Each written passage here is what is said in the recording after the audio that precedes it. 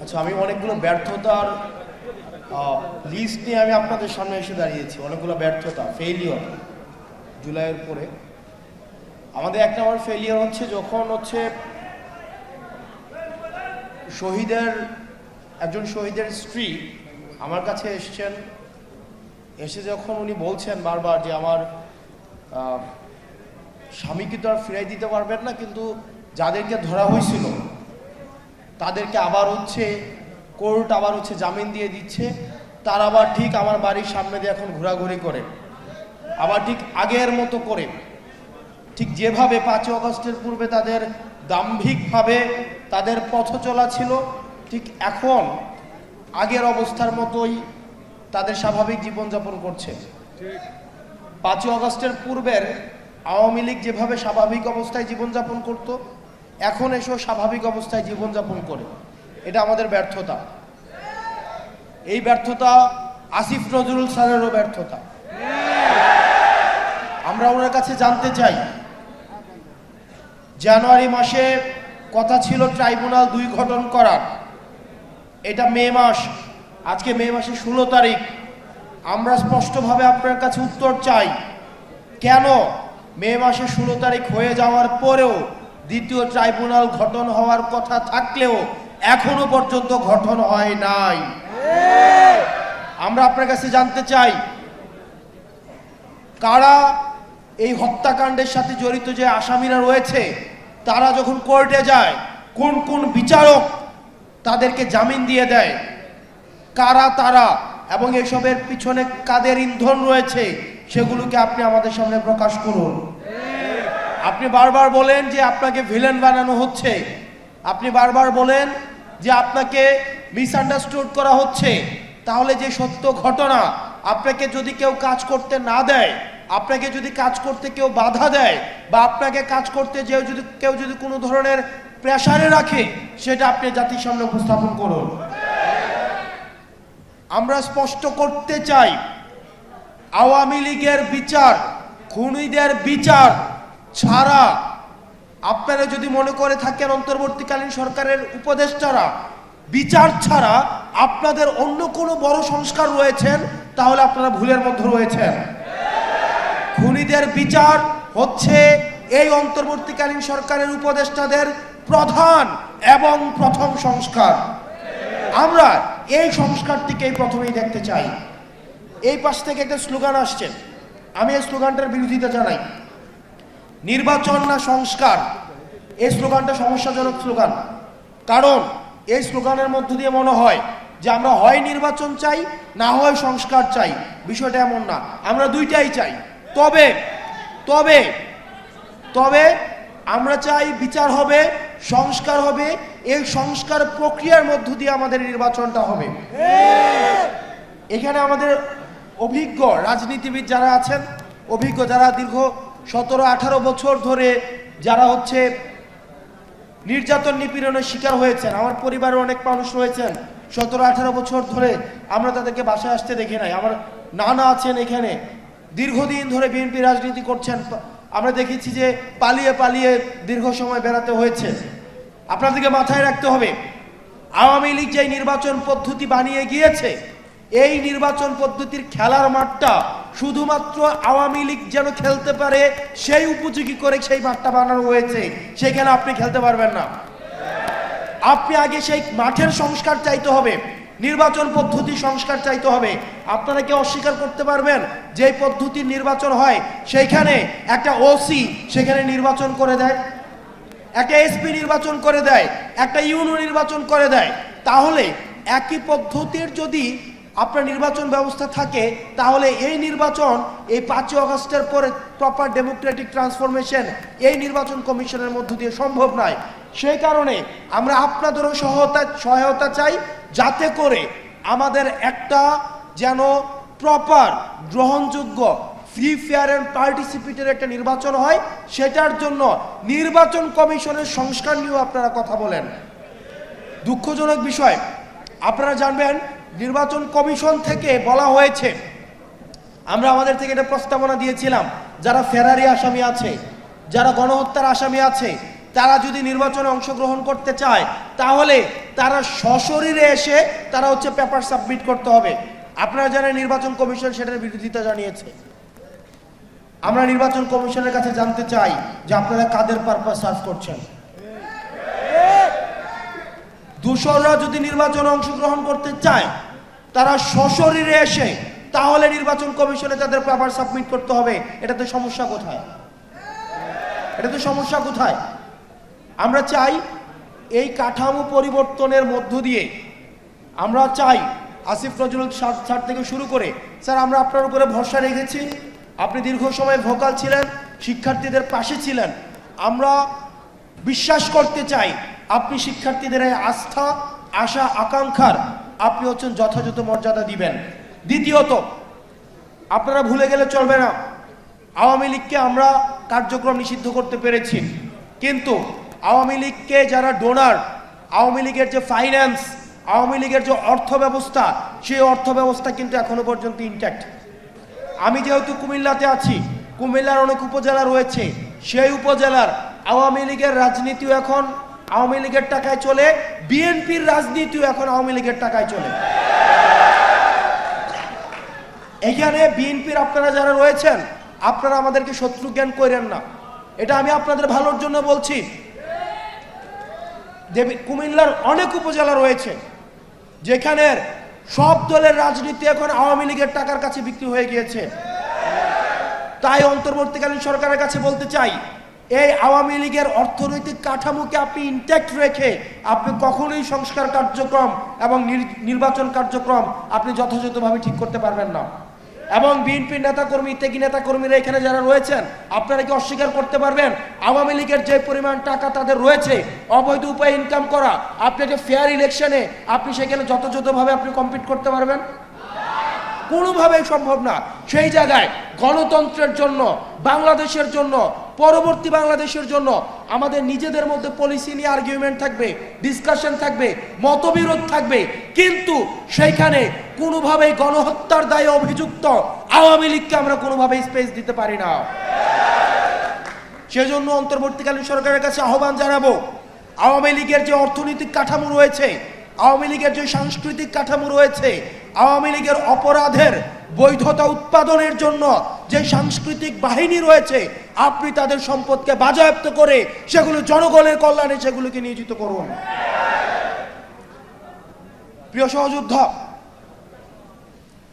আমরা শুধুমাত্র আওয়ামী লীগ নিয়ে কথা বলি, একই সাথে সাথে আওয়ামী লীগের যে সহযোগী 14 দল, জাপা, মনে আছে ভারত থেকে মিটিং করে এসে বলতো যে এবার আমরা সরকারি দল হব নাকি বিরোধী দল হব, এটা আপার সাথে কথা বলে আমরা সিদ্ধান্ত নিব।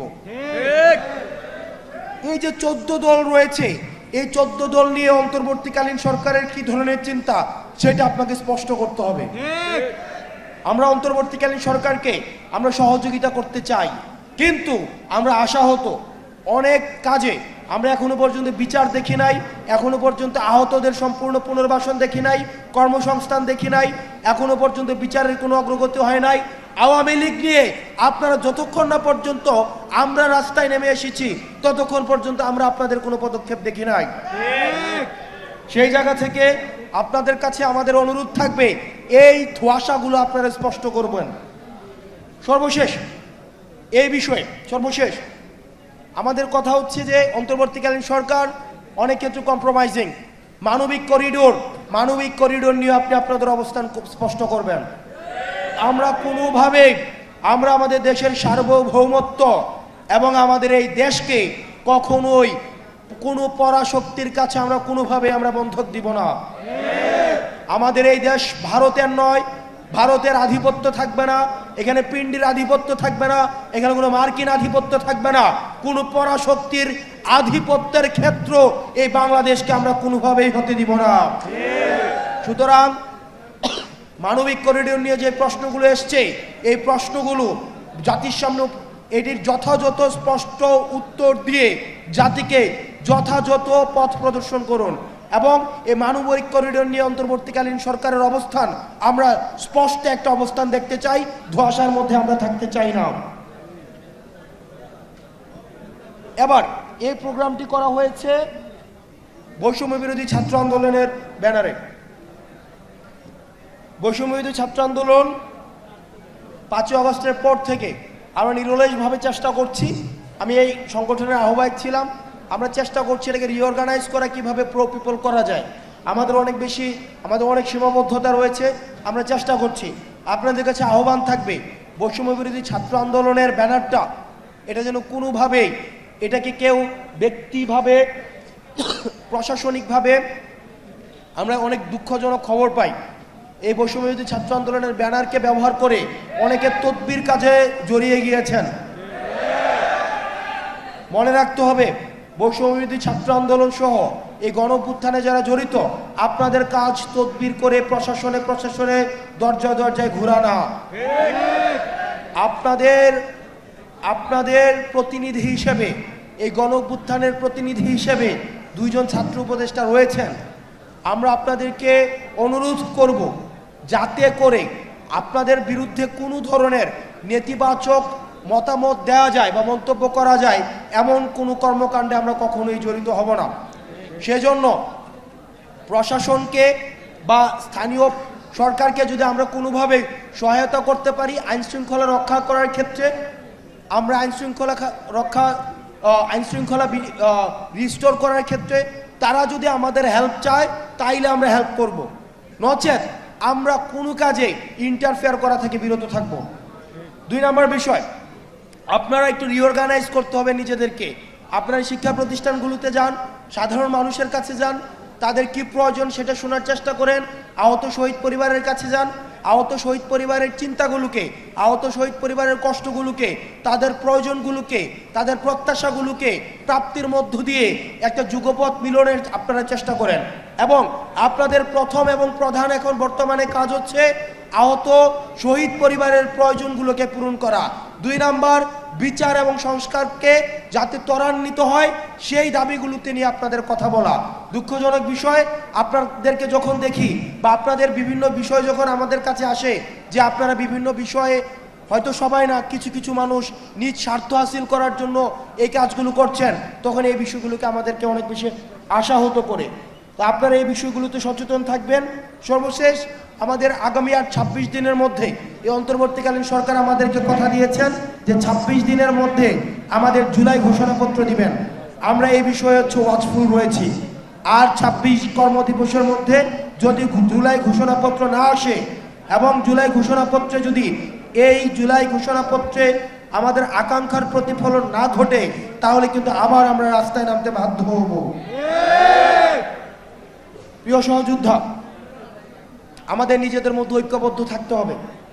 এখানে বিএনপি রয়েছেন, জামাতে ইসলামে রয়েছেন, ইসলামিক আন্দোলন, খেলাফতে মজলিস থেকে শুরু করে ফ্যাসিবাদ বিরোধী যে রাজনৈতিক দলগুলো রয়েছে আপনারা এখানে রয়েছেন। আপনাদেরকে মাথায় রাখতে হবে আমাদের ঐক্যে যদি ফাটল ধরানো যায় তাহলে লাভটা কার? আমাদের ঐক্য যদি ফাটল ধরানো যায় তাহলে লাভটা হচ্ছে যারা এই দীর্ঘ 1.5 দশকের বেশি সময় ধরে আমাদেরকে শাসন করেছে, শোষণ করেছে, তাদের লাভ। সেজন্য যে কোনো মূল্যে আমাদেরকে ঐক্যবদ্ধ থাকতে হবে। বিশেষ করে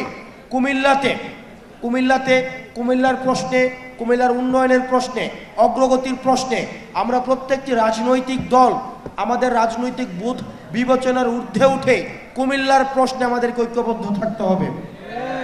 এবং একটা দুঃখজনক বিষয় যে আমি যখন বিভিন্ন জায়গায় যাই, মানুষ আমাকে বিভিন্ন বিষয়ের দাবিগুলো জানায়, তো আসলে কি ওই ধরনের ক্ষমতা আমার নাই। আসলে এই যে আমার কাছে মনে হয় আসলেই যদি আমার এত ক্ষমতা থাকতো, আমার রেসপন্সিবিলিটি আছে কিন্তু আমার কোনো অথরিটি নাই। এই জুলাই গণঅভ্যুত্থানের পরে মানে এটা খুবই কষ্টের একটা বিষয়, রেসপন্সিবিলিটি উইদাউট অথরিটি। আজকে দেখেন কোনো একটা কাজ, কোনো একটা আন্দোলন হচ্ছে, সেখানে গিয়ে আমি কিছু করে দিতে পারছি না। যদি যাই তাহলে বলা হয় কোন কারণে আপনি এখানে আসছেন, আপনি এখানে আসবেন কেন, আসবে উপদেষ্টারা। আবার যদি না যাই তাহলে আপনি আসলেন না কেন। মানে এটা হচ্ছে এক ধরনের, মানে এটা একটা খুব পেইনফুল একটা বিষয়। আপনার রেসপন্সিবিলিটি থাকে কিন্তু অথরিটি থাকে না। তো সেই জায়গা থেকে যে দাবিগুলো এসছে কুমিল্লার বিষয়ে, এই বিষয়গুলো নিয়ে ইতিমধ্যে আমরা কাজ শুরু করেছি। আমরা বিশ্বাস করি, আমরা ভরসা রাখতে চাই এই নির্বাচনের আগেই এই অন্তর্বর্তীকালীন সরকারের অধীনেই কুমিল্লা নামে এই বিভাগ হবে